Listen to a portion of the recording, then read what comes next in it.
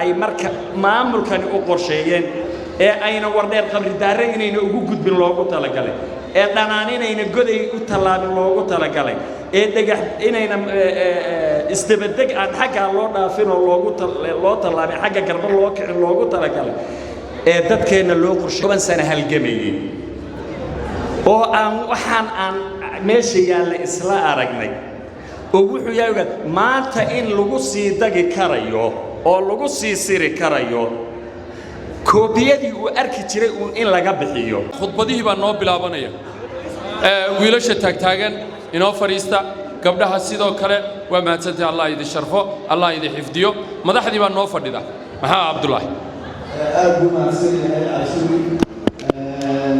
حاطة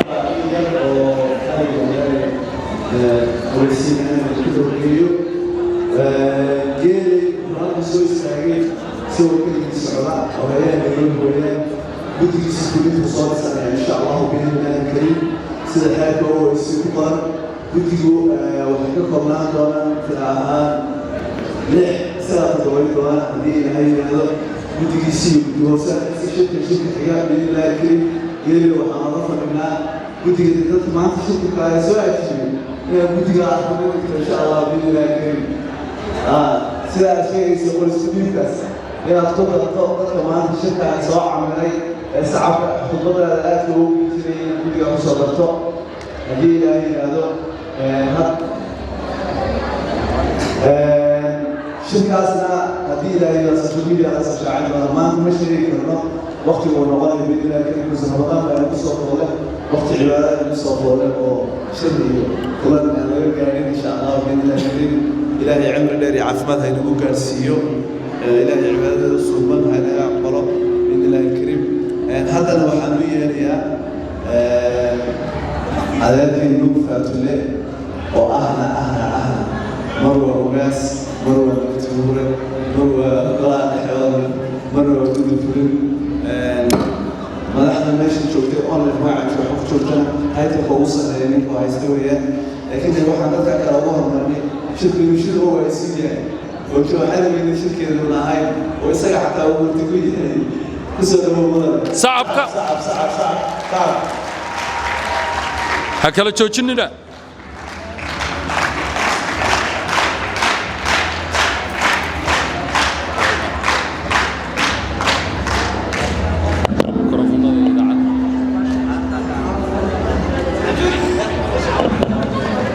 السلام عليكم ورحمة الله وبركاته.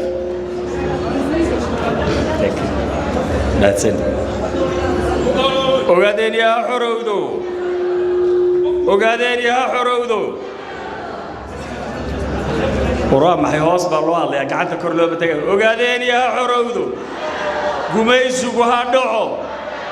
عذوق الصومالي أوغادين يا بربرو. شعب كانوا همدوبو. دت كانوا هقوليستو. ما هتساندين بسم الله الحمد لله أكفتم هرتا نيروبي شركة يقدم بيجي وأنكسر قيب قالوا دت كتشوجي وحيا هاين بعرف مالين يا قياس تبركارين هذا بركو هول كي نقاد وهي سرعالي كلام بيا لوري شري يا واحد تقني بنانك شركة لجاها لي مسؤولين صاروا قدوميها هذا شوجا يا قدومي هوري يا يكمله نوي شوجين ماتا أو أي تهاي مالين تأكبدلن أو أي مسكحدين خصوصا أيسو أي تهاين خصوصا نو دت كني لحسوقي كليا معها أنتي أين اللي يرتصو دياريان ورقدن كوغران لكن دت كلا كهل دونا جعلها هالجمدي هوري قدوة بشاني تاريخ أي كسرة تايبات ترتس مركا ما دام دت كني لحسوقي حسوسا إني أي هيد مالين مروجو سيد الله شيء هيد مالين فان يا مروج تصالين iyo inay resilience-geena adkaysigeenu inta uu dhan yahay inaynu soo bandhigno intan inaad ka badan tihiin baan filayay لكن دبات كيما دونتان إن شاء الله تعالى ولا ليال مهمة waxay tahay wixii uu Bashiir sheegay oo ah dhibaatada ay nagu soo dhacday maxay noogu dhacday waxbaynu doonaynay waa layna dulmay reeraheennii oo degan geeloodii iyo lo'dooda dhaqda guryahoodii jooga ciidii la helow iyo bankii bantureed lo'doodii iyo geelooda ku dhaqda iyo gumaysatada madow ee xabashidu maalinayna soo weerartay innaguna maynaan aqbalin sharafteenna iyo adkaysigeenna dadkeenna waa la dullaystaa oo waa la laayaa ee gumaysiga weligood maynaan aqbalin innaguna waynu diidnay gumaysigaas dhibaatadu waxay inoogu dhacaysay waxay ahayd in la rabay in layna gumaysto innaguna aynu diidnay welina aynu diidannahay waa inaynu xusuusanno waddadaa dheer dadkeennaa la xasuuqay waxa loo xasuuqayay wuxuu ahaa waana inaynu daba soconno wixii aynu hawshaasi inoogu dhacday oo aynaan ka tanaasulin sidaas aawadeed waxaan leenahay kuwii naga shahiidayow idinkamaanaan hadhin ma aanaan dayicin dhiiggiinnii ma aanaan dayicin dadaalkiinnii annana waa idin daba soconnaa waynu kala hormarnay laakiin waan daba soconnaa waynuna daba socon doonnaa idamka ilaah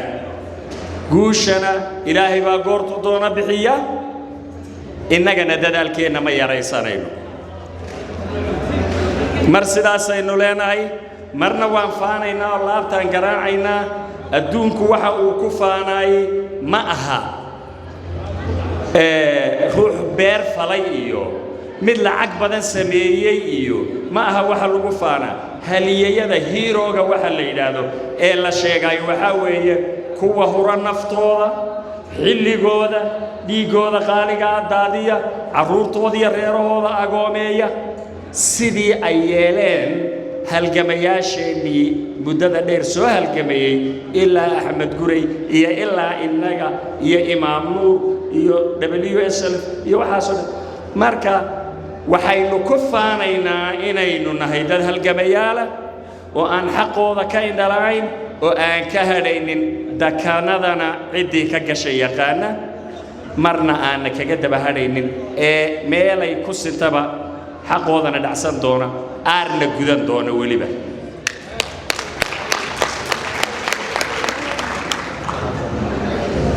ma aha keliyeeta inaynu murugoonayna waynu cadhoonaynaa waa inaad cadhooto weeye markaad halgamaa tahay inaynu afrikaanka waxaa la yidhaahdaa dagaalka markay gelayaan way soo ciyaar dhaantadeenna iyo oweysiyadii wiilo sheegayaan iyo sacabkeennu ma aha yacni reerayn iyo aroos kama ciyaarayno laakiin waxaynu cadowgeenna tusaynaa sidaynaan geerida uga baqaynin ee innagoo dhimanayna aynu u dhaantaynayno ee aynu yacni maaragtay u muruq tusaalayn bay inaga tahay ee damaashaad kale inagama aha walaalayaal waxaan rabaa qodobo yaryar inaan taabto dhallinyarada waxbaan rabaa inaan ku idhaahdo dadka waaweynaa iyo waalidka iyo waayeelku way naf jeclaadaan waa la fulayoobaa sidaan baryaha qaarkood ahaa anigu maanta ma ihi waxba ay soo gelgelayoon iska dardareemayaa fulaynimo iyo cabsi iyo lexe jeclo iyo maxay baan dareemayaa wiilasha iyo gabdhaha da'da yaro wiilashu ha cabsanina nafta waxba ha ku falina gabay iyo suugaantii ereyga wuu iga maqan yahay naftu waa ama mahad ku noolowe maxay ahayd yaa jirtay ama walba saa aha ama mahad ku noolowe ama iska dhimo marka waxa weeye nafta waa inaynu hurro oo aynu xaqeenna u hurro oo aynu nabad qalin qori dood iyo wax walba waa inaynu nafteenna u horrayno xilligeenna hurro weeye haddii kale khaa'imiin ilaahay ka goosatay oo intay kuwa xabaasha u direen ka hadhay baynu noqonaynaa sidaas darteed wiilal iyo gabdhow u diyaargarooba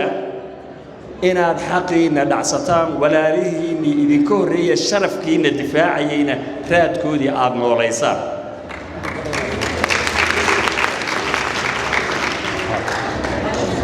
anigoo ku hadlaya magaca jabhadda waxaan rabaa inaan idiin sheego dadku waa inay khaladaadkooda qirtaan dadku waa inay khaladaadkooda qirtaan to be honest with you waxaan galnay khalad istaraatiiji ah yaan galnay haddaan hoggaaminta ururkana waa inaan aqballo weeye wax aanaan aqoonin etoobiyadaan la dagaalamaynin maba aanaan aqoonin laakiin cudurdaar baan raadinaynaa dawladaan iyadu nala heshiinin oo aan weligeed wax heshiis la yidhaahdo iyo negotiation iyo win wax la yidhaahdo iyo bini aadam wada hadlaba aan aqoonin oynu maahmaahya ka lahayn hadal maskaxdeeda ma gale gumac baa gale la yidhi yaan nidhi waan la heshiinaynaa waan la hadlaynaa wada hadalna maba taqaano way uun isxoogtaa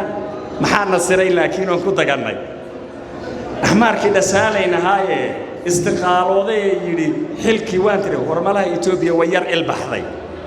reer magaalnimay malaha dareentay bini aadamnimay garanaysaa yaan ku dagannay markaasaa waxaan nidhi war xabadda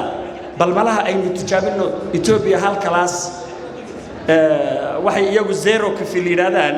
ama nursery carruurta yararkaa laga kindergartenka way ka soo gudubto malaha year one bay timide way yar ilbaxaysaaye bal maynu ku dayno in ilbaxnimada la tijaabinno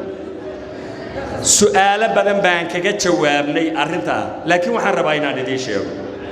Ethiopia from the day ay waddankeenna timid till today weligeed iyo allaheed ilbaxnimo iyo reer magaalnimo iyo wada hadal iyo dad wada dooda iyo dad kala gar hela ma taqaanee waxaad og tihiin xukunadeedu kan yar een ku dagannay annagu mooyeene inay xoog iyo isdil ninka Ethiopiaanka iyo aabihii iyo hooyadii inuu gumaysan markuu madax noqdo dhaqan ah waa inaad taqaanaan wax ay bedeshay siyaasadeedu iska bedeshayna ma jirto waynuna ku dagannahay dhaliisha waa inaan qaadanno hase ahaatee jid dharaalumay maalinoo noqoy markaasaa leeyahay urur go'aansaday inuu dagaal galo manihin Ethiopia weli waxaan leenahay ku soo noqda waddada wada hadalka sida bini aadamka u fakara in la isdilo uun micna ma samaynayso oo reer galbeed hanti laga soo qaado oo kaare la gato oo AK47 la qaato oo annaguna duurka gallo oo aynu isdilo uun micna ma samaynayso hadalka aan maanta leeyahay Addis Ababa waxaan ka idhi anuu hoggaanka arrimaha siyaasadda ee ururka ah oo Addis Ababa xafiiska ururka joogaan shirarkooda kala warbal Scandinavianka eega war adduunka wax ka barta bal carabahan imaaraadka iyo wadamada yar yar ee aan laba milyan dhannayn dadku walaalayaa waraan dabka shidaalkan wax idinka siino booyadaan idin dhaamino faynusahan idin shidaynaa war xabada aan iska dayno isdil laakiin waxba ma galayso Ethiopia hadal galayay ma jiro sidaas aawadeed manihin dad go'aan weli ku gaaray inay dagaalkii halkii ka bilaabaan weli manihin laakiin hadday halkaa nagu sii riixaan dee isma dhiibi kari doonno oo intaan carruurtannada iyo guryahannaga iyo reerahannaga uga soo tagno gacmaha uun taagi kari mayna iyadoo hana layse saas ma samayn kari doonno miyaad samayn kari doontaan walaha waad cabsateen ahaabaad war ma isdhiibnaa arrintaasaan ka leeyahay khalad istaraatiiji ah baanu urur ahaan u gallay hoggaaminaan dadkana waa inaannu u sheegno in dawlad Ethiopia la yiraahdo on wada hadal aqoonin oo bini aadamnimo garanaynin oo dadku inuu wada hadlo iyo in la heshiiyay in win la isugu yimaado waxba garanaynin inaan meesha ugu tagnay oo sagxadii soo taabanay waxaan rabaa inaan idhaahdo waxa jira saaxiibo iyo walaalo halgan oo aan wada dheer soo wada qaadnay laakiin maanta aad moodo inay ku dagmeen oo ay ku dagan yihiin wax la yiraahdo koopigii laga bixin jiray kolka ONLF iyo tactica cadawga inay maanta ku dagmeen aad moodo ma filaynin anigu nuur ahaan ninka weyn ee inta halganka soo dhex joogay intuu dagaalku markuu bilowday 94 intuu qoryo iyo hub iyo ciidan jabhadda kala goosto Ethiopia u la tagay oo Ethiopia waxay ahayd soo arko soo noqday oo u dhowr iyo 10 sano halgamayay oo aan waxaan aan meesha yaalla isla aragnay oo wuxuu yahay maanta in lagu sii dagi karayo oo lagu sii siri karayo koobiyadii uu arki jiray in laga bixiyo oo sida ururadii ay Etoobiyaanku u bixiyeen agaar xisboojka oo kale inay ammaanaan xisbiga PP la yiraahdo jabhadda PP la yiraahdo aan idhaahdeen inay ammaanaan wax ay qabtaan oo ay ku dagmaan wax noocaas anigu ma filaynin inta aynan ka waaya aragsanahay kana waxaysanahay baan moodayay waa guul darro weeye arrintaas waxaan isleeyahay rajaynayaa inay saaxiibada iyo dadka walaalaha iyo naftoodurayaasha aan soo wadaalganay waxa inay ka soo waantoobi doonaan oo ay soo gidaarka ay soo taabteen waan jeclahay mar dhow soo noqon doonaan waxaan rabaa inaan idin xusuusiyo ma jirto sabab oo NLF loo sii opposition party waxaa la yiraahdaa xukunka dadka haya waxa ay hayaan inuu wax kula khaldan yahay nimankan Ethiopia xukunkeeda hayay haday urur anigu markaan hal sano joogay xafiiska Addis Ababa yaan madaxda jabada kalfadhi golo dhexe ka sheegay waxaan ku yiri Ethiopia mabaadiideena inaynu bedelo oo xurriyadda ka tanaasulno ma ogiye si kale ururkeena Ethiopia nabad ku aynu kula joogi karaa ma jirto Ethiopia urur mucaarad iska daaya ruux mucaaradi kuma dhex noolaan karo hal ruux mucaaradi kuma dhex noolaan karo gaafootan xidhnaadeen hadduu ruux mucaaradi ku dhex noolaan karo marna iyaga ammaanayay marna wax ka sheegay ma xidhnaadeen haddii ruux Ethiopia mucaaradi uu dhex joogi karay yaanu sheegaan anu ku war meesha waxba ma yaalaan waxaad arkaysaa niman la opposition party baan urur xurriyadoona yaanu weliba nahay oo ammaanayo oranaya ra'iisul wasaaraha nabiga u eegay ilaahay noo keenay dow xisbiga barwaaqada ee barwaaqaynay waaya hadabad ku qancdo iskasbashadii uu Mustafa Gaarisa ka sheegay hadabad kasbaday waaya xisbi kale ugu baahan tahay barwaaqo oo unitary Ethiopia mid u jooga hadabad taageersantood mabaadiida ku qancday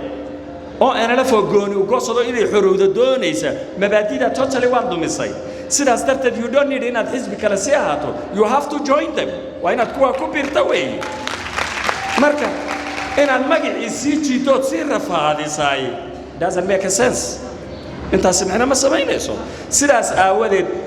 micnaha oo NLF nimada iyo macnaha Ethiopia-da naguumaysata waxay hayso ee ay systemkay wuxuu hogaaminaysaan ku qanacsanahay waa bayna samaa wal ard yay kala jiraan sidaas darteed labada lugood meel inaad isugu geysataa fiican arrintaas intaas aan jeclahay inaan kaga soo laabto waxaan rabaa inaan idhaahdo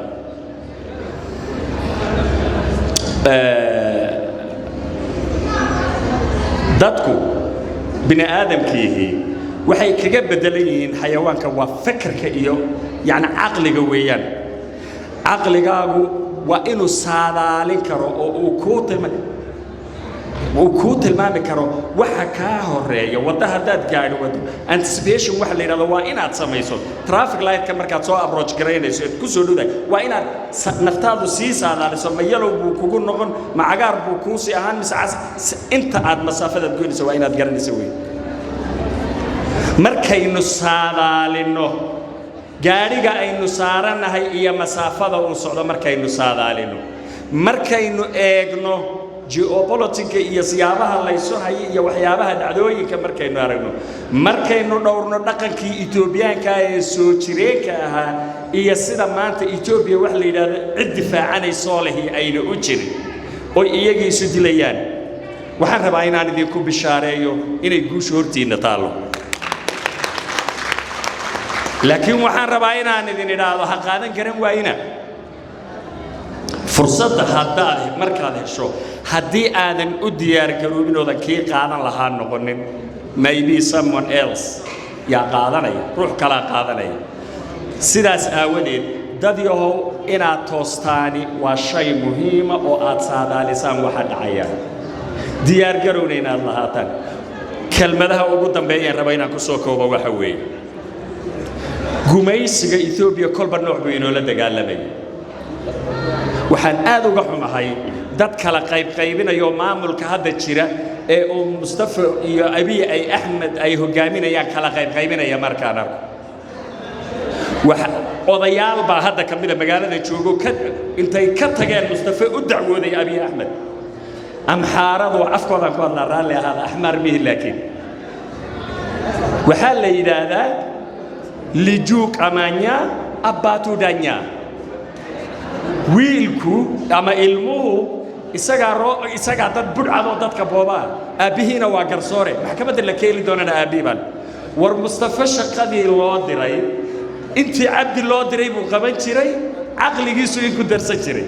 Mustafa intii loo diray buu qabtaa isaguna intiisu ku darsanaya waay aan Mustafa ugaga dacwo ku raaxaysanaya Mustafa halkan nagu dhuftay yes waa shaqadii loo diray weeyay inuu kugu dhufto Abiy Ahmed uu ku raaxaysanaya odayaasha iyo dadka ka soo jeeday Mustafa kililka kale waxaan leeyahay war fahma dhibaatadu meesha ay taalo oo gumaysiga iyo wuxuu yahay fahma oo geedka salka in laga gooyaa loo kaco looma baahna inaan Mustafa iyo Abdi Uriyo ku wareegaysano nin la yiraahdo wiil yar oo gobol jooga aan ku wareegaysano looma baahna shaqadii loo diray bay raga hayaan iyo wixii la midii sidaas aawadeed waa inaynu gumaysiga sidoo yahay u wajaanaan odayaasha leh waxaan rabaa inaan idhaahdo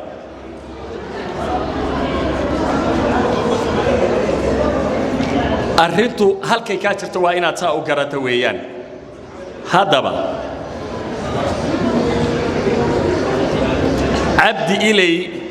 iyo xukuumadii Malla Zeenaawi dadkeena waxay ula dagaalameen oo kala dagaalameen xoog ahaan bay inoo la dagaalameen ciidamo la laayo gabdho la kufsado odayaal la xidhiidho wax saasa yaani waxay inagala dagaalameen jasmi ahaan bay inoo la dagaalamayeen maamulkan hadda jira ee Abiy Ahmed iyo Mustafa iyo ay u kala hooseeyaan dadkeena maskax ahaan bay ula dagaalameen tusaalaba aanu soo qaadano laba arrimood ururka ONLF la yiraahdo ciidanka laga leen jiray laakiin in jeedan oo madaxdii iyo raggii halgabayaasha ay magaca lahayd ogeydina maanta ay kaba soo horeeyaanba raggaynu isaynay maskaxdii baa la inagala dagaalamay ururkeeni baa kala badh la qaatay xurrimadoonka bulshadii xaggay joogtaa marka maskaxday marka inagala dagaalameen qodobka labaad waxa weeye bulsho ahaan baa la inoo la dagaalamay aad baan ugu faraxsanahay markaan dadka wajiyada wiilal iyo gabdhaba dadkan soo wada halganeen ciidanka wada ahayneen naftoodureyaasha wada inay bariga Afrika ku aqaaneen odayaal aan garanaya jira sida uu gumaysigu ugu talagalay inuu inoo qaybiyo bulsho ahaan in la isugu keendiro oo la inoo qaybiyo oo qabyaalad iyo jilib iyo qoys la inoogu kala abtiriyaa la go'aansaday laakiin aad baan ugu faraxsanahay inaad sidaa ka bedelantiin reer Nairobi aad baan ugu faraxsanahay sidaas aawadeed meesha laga gala ee ugu xuni waa halka weeye bulshadeena maanta degmada kale aan col ahayn oo uusan maamulkani culeysiinin iyo qoyska kale col ahayn maanta ma jira halgamayaal iyo naftoodureyaal iyo bulsho weynta Soomaaliyeed arrinta inaynu beeninaan raba dadkeenu waa mid cidda wax qaybisay waa gumaysiga qoys Soomaali la yiraahdo nahay qoys Soomaali la yiraahdo nahay war haddaynaan u midoobin gumaysigaana meel la iskaga celin mayno xuquuqna la qaybsan kari mayno xurriyadna ka qaadan kari mayno sida ay marka maamulkani u qorsheeyeen ee ayna wardheer qabri daaray inayna ugu gudbin loogu talagalay ee dhanaaninayna goday u tallaabin loogu talagalay ee dagax inayna isdabadeg aan xagga loo dhaafin oo loo tallaabin xagga garba loo kicin loogu talagalay ee dadkeena loo qorsheeyay